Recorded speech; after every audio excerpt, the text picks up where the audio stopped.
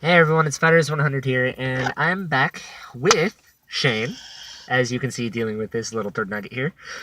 Oh, shut the fuck up. You know I call you that all the time. And we're coming back to continue what my last video was dealing with. It is I gave you a small little explanation dealing with on how some of our characters are in the Blades in the Dark game, and also gave a very quick summary dealing with what happened to the world. Didn't give you a full explanation dealing with it, and that's what this video is supposed to be about. He, right here, this one here, Mm-hmm. is going to be help explaining the mechanical parts of the game dealing with it. So, let's get started dealing with all this.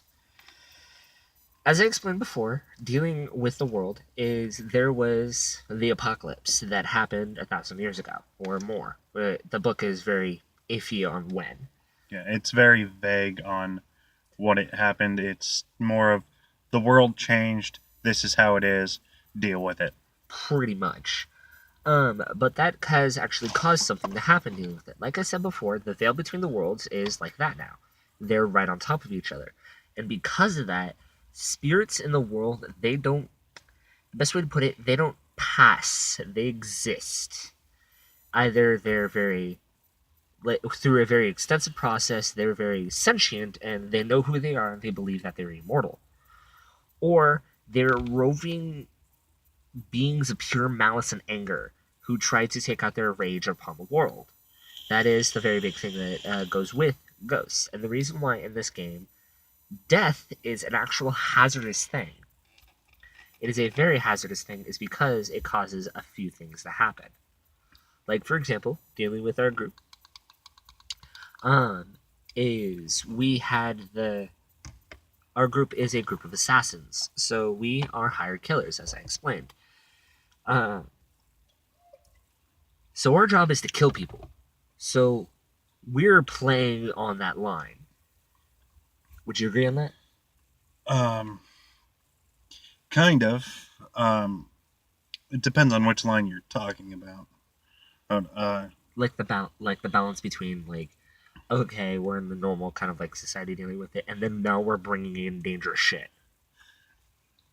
Possibly though the entire world is a dangerous place. It's very true. It's no one's truly safe.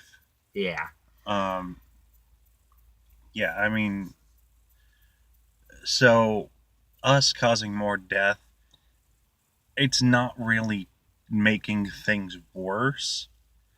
If anything, our characters are actually kind of we're kind of trying to make things better. yeah, in our own kind of like sick, twisted way, kind of a thing. Most of our characters are sick and twisted, or in the case of our uh, cutter, absolutely insane. Oh no, that's also with me as well. You know with that, right? Is my character has lost her mind. Yeah, your Is character has split personality. Yeah, Yeah. is my character's name is The her only two code who name. are really sane are our our thief, who doesn't Who really. kind of has a Robin Hood complex. The best way to put it. Yeah, he does. Um, and then our uh, oh my god, what is his class is spider. Yeah, Yeah, a spider. By the way, to let you guys know, dealing with it, a spider is the best way to put it. An information gatherer. They're they're it's the little guys in like say the underground, for example. Whereas they're the best way to put a bookie. They're the ones who are able to. They have their book of names of the people who they know and who owe them favors, right, not and they're able to use that to manipulate the things around them. not particularly a bookie, because a bookie keeps record of Yeah, I know. of debts and Is a things. bad kind of explanation for it, but also it makes Yeah, sense. but if you've ever seen a crime movie or anything like that, he's always the character in the group who goes, "We have a problem. I think I know a guy who can help us with that." Pretty much. Um, but to go with it, as I was saying, is character. All of our characters have code names. Dealing with it is -3, but also 4, 5, 6, 7, 8, 9. Is One number for each personality. Yep. It goes from 0 to 9, so there's technically 10. Um, but you, what was your code name again? Dread. Dread. I'd like to call him Doctor Dread because it's funny to me. He is a PhD. Exactly. Then there is our noble, who is he is the spider. Webster. He's called Webster, like Webster Dictionary. Or Webster. No, that's how we got the inspiration. Webster Dictionary. The name was said, and he was like, "Ooh, I'll take that." He meant it as a spider pun. Yeah, but then we have our hobo, our cutter. Troll. His name is Troll. His code name. And then our thief, the one that he was mentioning dealing with it, his code name is Weasel. Understandable because, well, he always weasels his way into shit. But to go into a bit of a different thing, the mechanic standpoint for it, by the way, cheers, you guys,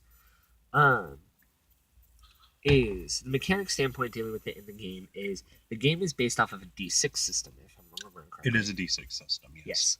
So each one of the stats has single pips that are next to them. So like study, prowl, skirmish, things like that. Each one of those pips represents a D6. So if you have a pip, say in skirmish, for example, you have a single D6 you roll to be able to attack something. Yeah. Or going with things like that. If you have none, and this is the thing that also kind of annoys me a little personally dealing with the game, and this is my own like little preference towards it. Balance wise, it makes sense. True, but is if you don't have any pip in it, like in a stat or something like that, you roll 2 dice, and then you take the lower of the two, which can be very bad, because that can cause horrible things to happen. Because there's a specific thing that happens in the game called like entanglements, complications, and multitude of things going down that route. Is entanglements are long term. They're long term problems. So like someone saw you during a job and you weren't able to take them down, or you slighted a gang leader or something like that, and they have a vendetta against you now. Or you got the attention of a demon. Hey, it's not my fault. I blame luck. Anyway,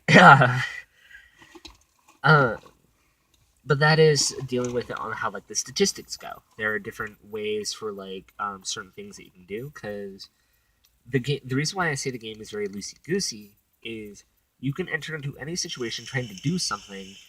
If you give a long enough explanation for it or a good enough explanation for it, you can use the stat of your choice. Like my character, most of the time, uses a tune to find things. A tune is the stat you use to be able to make yourself like open your mind to the ghost field, which is the plane of the dead. And she uses that when she's trying to find something, for example, she uses a tune as kind of like a ghostly radar and things like that. This one here, as I said in the last video, is our doctor. My primary stat that I have the most in is Tinker,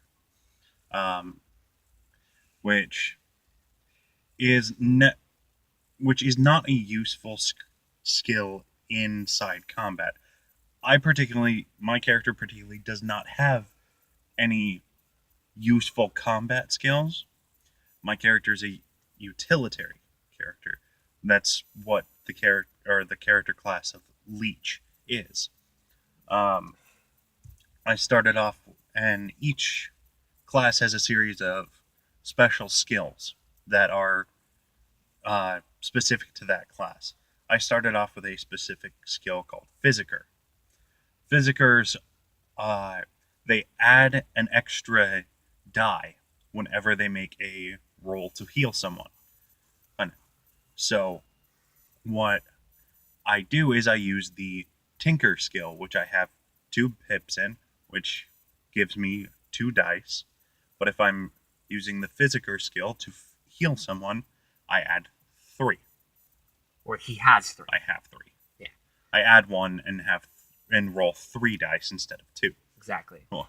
And going for my character, as I explained to you before, I'm more of the magical maker. Like, I create magical items like potions And if I wanted to, I could create like magical objects, for example.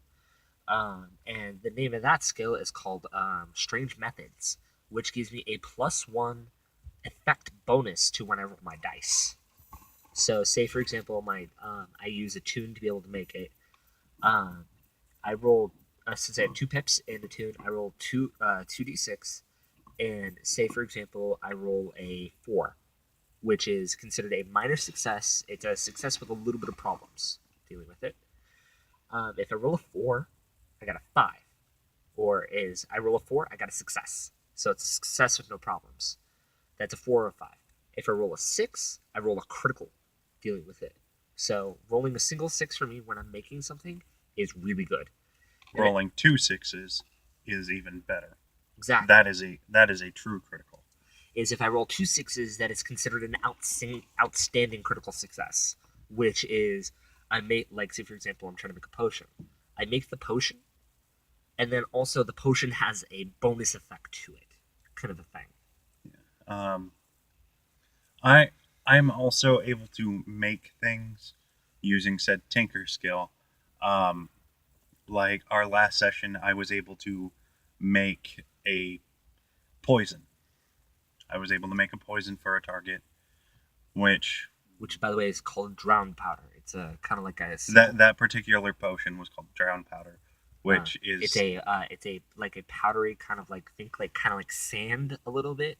But if it is ingested in a person, it expands and becomes this kind of like gelatinous liquid that when it is ingested, dealing with it, it enters into the lungs and it causes the person, as it says in the name, to drown.